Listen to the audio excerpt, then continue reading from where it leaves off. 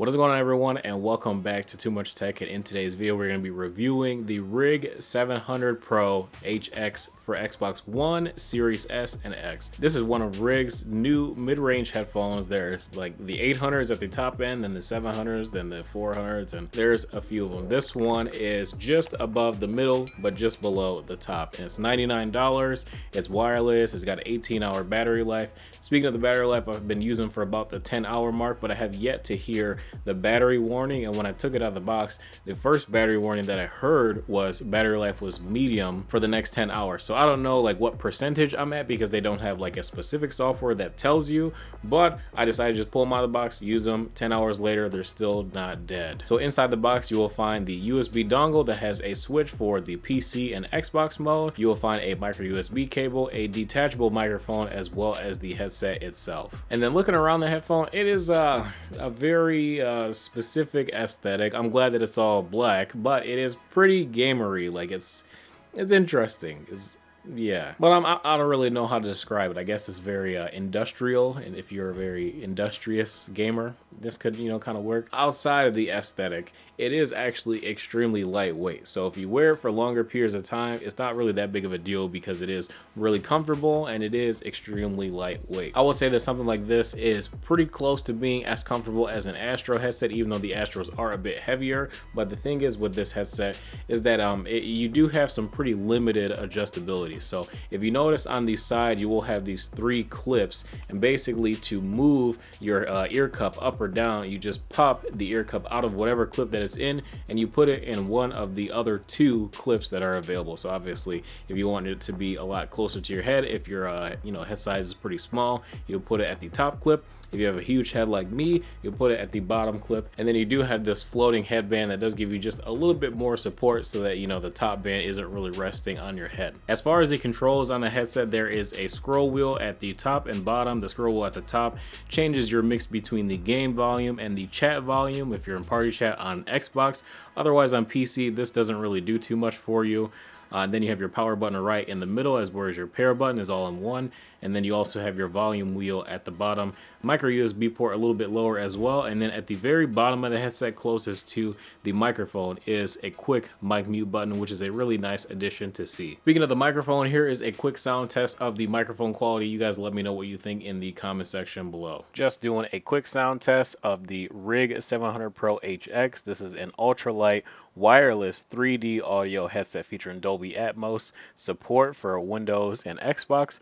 It is compatible with the Xbox Series X, S, Xbox One, and Windows 10. Features up to 18 hours of battery life, as well as a game chat balance wheel that is at the back of the left ear cup for your onboard controls. If you guys cannot tell, I am just reading off of the box just to give you a long enough sound test sample and whatnot. So let me know what you guys think in the comment section below. Drop a comment. Do you think this sounds really good or not so good? One last thing I want to mention about the build, or should I just say the comfort features of the headphone, is just the ear cups. The ear cups are really nice. So you have leather or leatherette, whatever it is, on the outside and inside of the ear cup, and then on the part that's going to be contacting your face, you do have that cloth-ish velour material that does a really good job at keeping your head cool. So if you live in a warmer climate, this is something that's really comfortable to use without blasting your AC. In terms of the drivers, you do have 40mm drivers, and these do support Dolby Atmos as well. Right out of the box, you'll download the Dolby Atmos app in either Windows or on your Xbox One,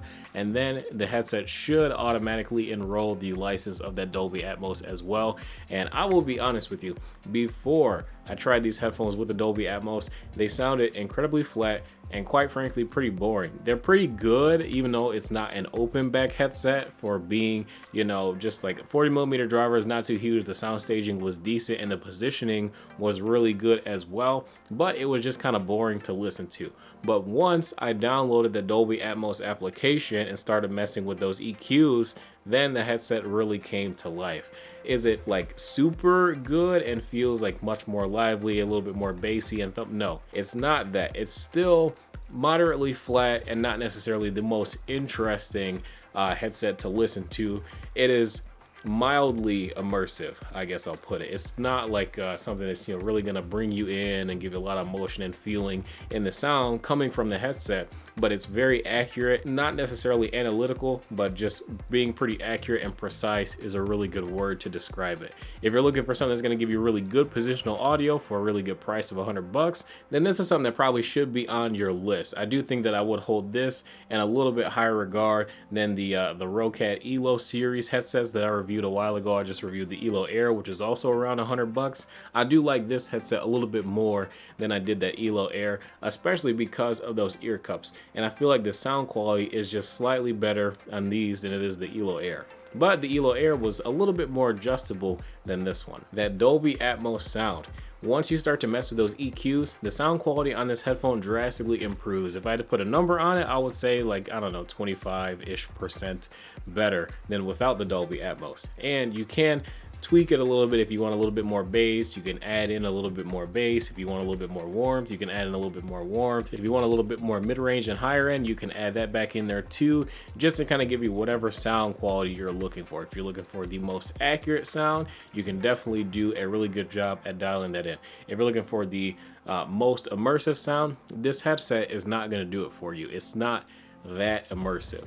Is it good, you know, for like watching movies and YouTube videos and stuff like that? It's good, it's passable, yes, but I wouldn't say that it's gonna really pull you into the content that you're watching. If you're looking just to get a slight competitive advantage in game with something with really good battery life, a decent quality mic, and pretty good comfort, especially if your head isn't absolutely massive, then this is something that I would say you should probably put on your list. For $100, is actually a pretty fair price. And again, the closest competition to this headset is the Roccat Elo Air, and I like the ear cups of this a lot better because they keep you cool. So with that being said, I would choose this over that headset that's also about $100, which is the closest reference that I have in this comparison.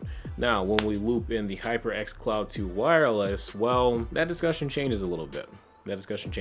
I do like the Cloud 2 wireless a little bit more than this headset. I do think that those having that bit more adjustability are more comfortable for me, but they're also $50 more expensive. So you have to make that trade-off. Is it worth spending $50 more for maybe a 15% increase in sound quality? I do think the HyperXs do sound a little bit more immersive, and I do feel like the closed off headset experience is a little bit better on the Cloud 2 wireless, and they do sound a little bit more isolated than these do.